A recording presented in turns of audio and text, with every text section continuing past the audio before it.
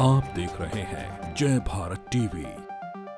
असल में ये मिट्टी और कंपोस्ट का गोला है और इसके अंदर हम पानी मिलाते हैं। मैं देखूं जो ये बना हुआ है कि ये हम लोगों ने अब यहाँ पर बच्चों ने इसे बनाया है। तो उन्होंने तुरंत ही मुझे सबने ये कहा कि ये कैसा, मैंने बीज बम है। बम का मतलब सारा लोग आगे घिर गए और सबको अलग कर दिया रेलवे स्टेशन पे। जिन्होंने मुझे बुलाया था एज ए गेस्ट, तो मैंने उनको गुलदस्ता नहीं ले गया, मैं और शॉल नहीं ले गया, तो मैं बीज बम ले गया। मैंने कहा मालिक ये आपके लिए। मैं आज भी माननीय मुख्यमंत्री जी को मिलने जाता हूँ तो मैं उनको यही गिफ्ट करता हूँ। मैं किसी भी सरकारी दफ्तर में जाता हूँ तो मैं बीज बम ही उनको गिफ्ट करता हूँ। साहब और आपको हमें देना तो आप बीज दे देना। इस वक्त पूरी दुनिया में सबसे बड़ा जो समस्या है मानव जाति के सामने वो है पर्यावरण को लेकर, और वृक्षारोपण हो, ज़्यादा से ज़्यादा जंगल लगें, इस बात की कोशिश हमेशा होती रही है। लेकिन क्या परिणाम हम उस तक पहुंच पा रहे हैं, ये सवालिया निशान है। लेकिन आज की तारीख में पूरी दुनिया में अब एक नया कॉन्सेप्ट चल रहा है और वो है सीड बम का, यानी कि बीज बम। और उत्तराखंड के लोग इस मायने में बहुत ज़्यादा लकी हैं कि हमारे पास द्वारिका प्रसाद सेमवाल हैं, जिन्होंने इस पूरे कॉन्सेप्ट को शुरू किया। न केवल शुरुआत की बल्कि अब एक अभियान की तरह चल रहा है, जिसमें आप देखिए ये स्कूल की गर्ल्स हमारे साथ हैं आज, जो अभी हम लोग बातचीत भी दिखा रहे थे। ये बम है, ये सीड बम है। इसको हम मिट्टी का एक छोटा सा बम है, इसके अंदर बीज है। आप इसको अपने साथ लेकर जाइए, जहाँ खाली जगह मिलती है आप वहाँ बम फेंक दीजिए, यानी कि ये सीड बम को वहाँ गिरा दीजिए और ये पैदा हो जाएगा। बहुत अच्छा कॉन्सेप्ट है। हमारे साथ सेमवाल जी मौजूद हैं। सेमवाल जी, ये जो अभियान मैं देखता हूँ कि 2010 से आप लगातार वो वन्य जीव संघर्ष को लेकर आवाज़ उठाते रहे, अब आपने ये एक नया कॉन्सेप्ट लेकर आया, एक अभियान की तरह आप इसे चला रहे हैं। इसका पहले समझाइए कि है क्या चीज़ ये। असल में ये मिट्टी और कंपोस्ट का गोला है और इसके अंदर हम पानी मिलाते हैं। मैं देखूं जो ये बना हुआ है कि ये हम लोगों ने अब यहाँ पर बच्चों ने इसे बनाया है। ये लीची, हाँ ये लीची है, ये लौकी का है, लौकी का है। तो ये इसमें जो है ना ये मिला रखा है, ये कंपोस्ट मिला हुआ है। अच्छा। और इसमें क्या हुआ कि हमने ये बीज रखा और इसके बाद इसे अच्छे से गूंथ करके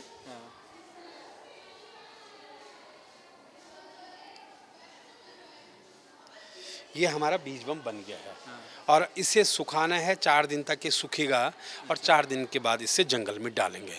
और इससे जो भी उगेगा पौधा, बेल, पत्ती, तो हमारा अभी सीधा सीधा एक उद्देश्य है कि कुछ ना कुछ जंगली जानवर के लिए खाने के लिए हो, जंगल में ही खाने के लिए हो और वो शॉर्ट में उगा हो।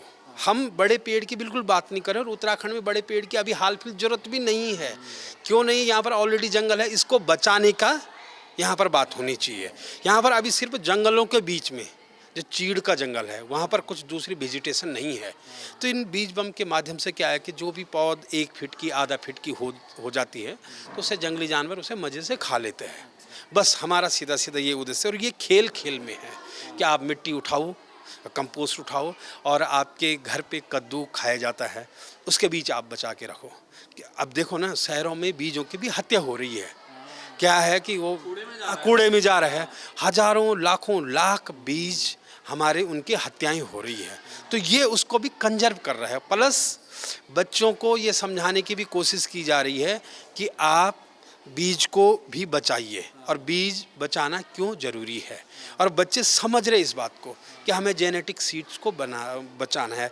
ये इस अभियान की सफलता है कि बच्चे अब अपने घर में बीज बैंक बना करके उसको संभाल के रख रहे हैं। तो सीधा कोई बजट नहीं, कोई खर्च नहीं। जो हम बीज खा रहे हैं, जो सब्जी खा रहे हैं, उसका बीज संभाल के रखिए और जैसे ही बुआई का समय आता है बीज बम बनाइए और उसको जंगल में डाल दीजिए।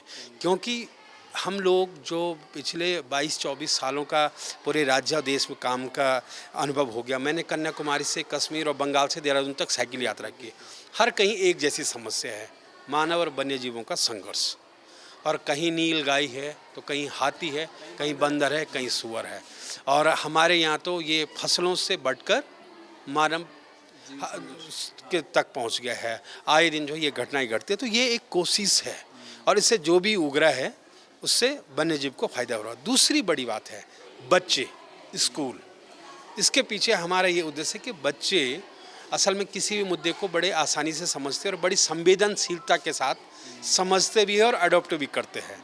और बच्चे ही हमारे भविष्य है। ये अभी पढ़ रहे हैं कि पर्यावरण के बारे में समझेंगे, इसके बारे में, मिट्टी के बारे में समझेंगे, अच्छी मिट्टी चाहिए, कंपोस्ट के बारे में समझेंगे कि अच्छे कंपोस्ट चाहिए, और बीज के बारे में समझेंगे कौन सा बीज, ये मॉन्सेंटो इन कंपनियों का बीज जो एक पीढ़ी के बाद जिसने बढ़ना नहीं, यह हमारा जेनेटिक पारंपरिक बीज जो पीढ़ियों तक चलता रहेगा। तो ये बच्चे इसे समझ रहे हैं, इसलिए हम इनको बच्चों के बीच में इस अभियान को लेकर के आए हैं। और एक सवाल मैं आपसे पूछूंगा, लेकिन पहले इसकी लाइफ क्या है सेमवाल जी, ये बताइए। जैसे ये बम बन गया, सूख गया, आपने बताया 4 दिन तक इसको सुखाना है, फिर इसको कब तक हम डाल सकते हैं? हम 4 दिन बाद इससे जंगल में इसे यूं डाल दिया। अच्छा। और ये इसे जैसे ही मॉइस्चर मिलेगा और मॉइस्चर मिलने के बाद ये अंकुरित हो जाएगा। मतलब कुल मिला के ये मान के चलिए कि एक कहावत है कि धरती सच्चा बीज होगा तो पत्थर के ऊपर भी उगेगा। ये कॉन्सेप्ट है। असल में भारत एक ऐसा प्राकृतिक तरीका है पेड़ को उगाने का है और 100% धर्म शास्त्रों में, पुराणों में, वेद में है। लेकिन ये थोड़ा सा इससे छोटा बना दिया गया है, क्योंकि बीज जैसे ही धरती की गोद में जाता है तो उससे जमना ही है।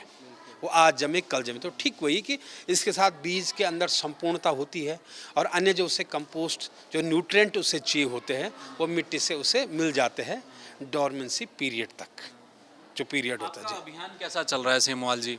आपका अच्छा नाम है, लोग आपके इस काम को सराहते भी हैं, लेकिन आप कहते हैं कि 0 बजट, ये अभियान 0 बजट का है। अब जब जहाँ पैसा नहीं होगा तो वहाँ पे सिस्टम क्या काम कर पाएगा?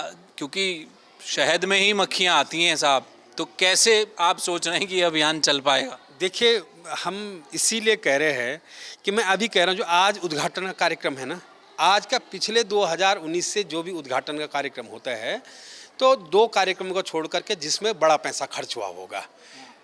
अदरवाइज और सारे ऐसे जिसमें हम सिर्फ मिट्टी, कंपोस्ट और बीज ले करके जाते, पानी भी उन्हीं का होता है, चाय पकौड़ी भी उन्हीं की होती है। आज हम फूलचंद नारी शिल्प मंदिर इंटर कॉलेज देहरादून में है, इन्हीं का चाय है, इन्हीं का पानी है, इन्हीं का कॉलेज है, इन्हीं की सारी व्यवस्थाएं हैं, इन्हीं के बच्चे हैं, इन्हीं के बीज है, इन्हीं की मिट्टी है। हम आए अपने विचार को आगे बढ़ाए और ऐसे लोगों से हम बढ़ा रहे हैं जो पर्यावरण के प्रति धीरे धीरे सचेत हो रहे हैं। क्योंकि 2 तरह की जनरेशन है। एक तो वो है कि दारू की बोतल पे लिखा हुआ है कि स्वास्थ्य के लिए हानिकारक, फिर भी ले जाते हैं। और ये बच्चे ऐसे हैं कि अभी इनको जो कोरा है इनका दिमाग, जो लिखा जाएगा इनके मन में जीवन भर वही चलेगा। तो वो हम इनको समझा रहे हैं।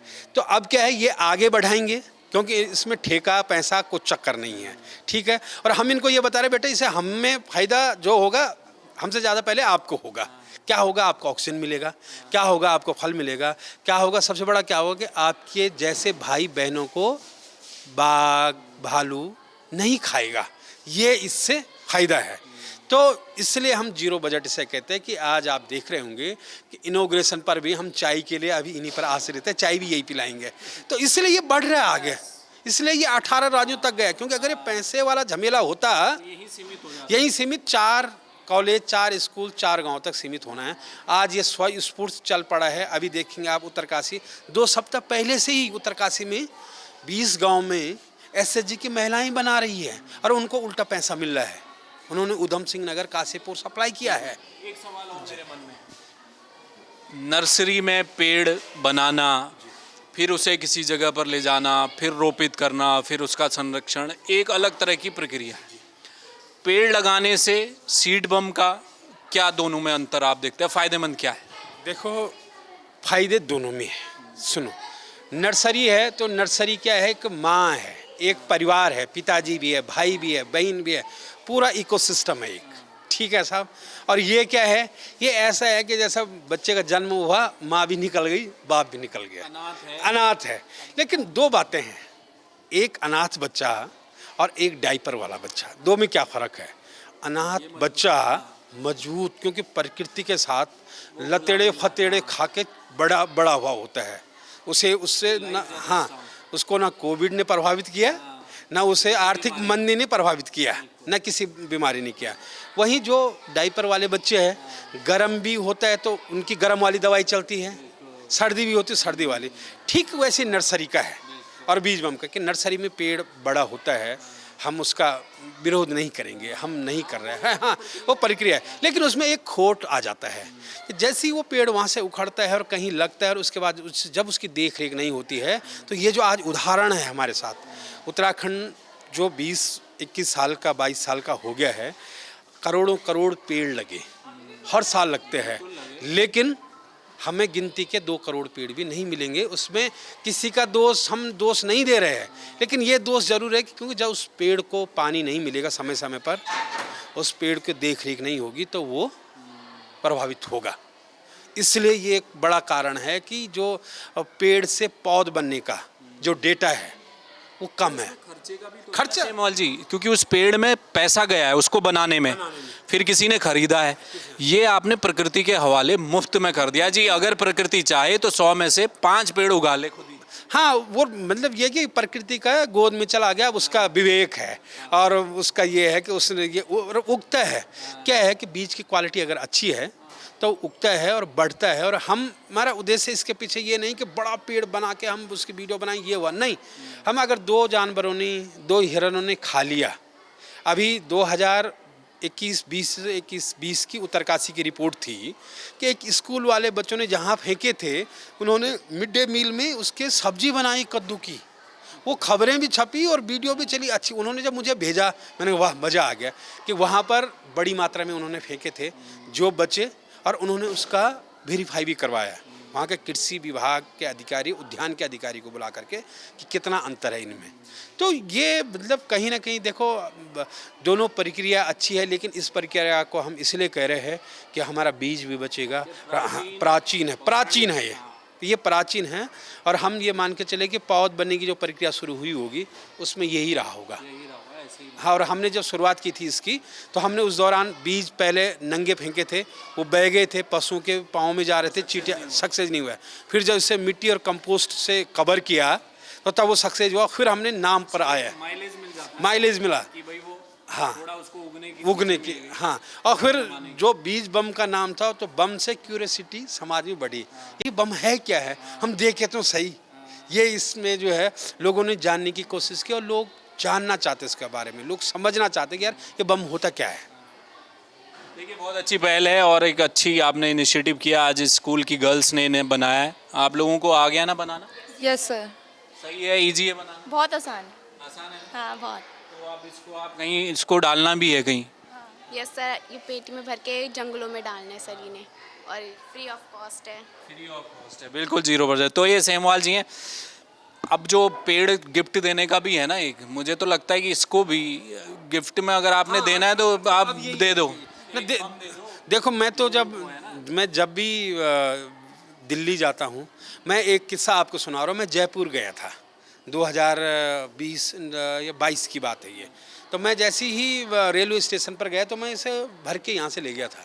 तो उन्होंने तुरंत ही मुझे सबने ये कहा कि ये क्या है साहब। मैंने बीज बम है, बम का मतलब सारा लोग आगे घिर गए और सबको अलग कर दिया रेलवे स्टेशन पे। तो फिर जब मैंने उनको समझाया तो उन्होंने कहा भाई ये तो गजब की चीज़ है, समृद्धि का बम है। तो मैं वहाँ जिन्होंने मुझे बुलाया था एज ए गेस्ट, तो मैंने उनको गुलदस्ता नहीं ले गया, मैं और शॉल नहीं ले गया, तो मैं बीज बम ले गया। मैंने कहा मालिक ये आपके लिए।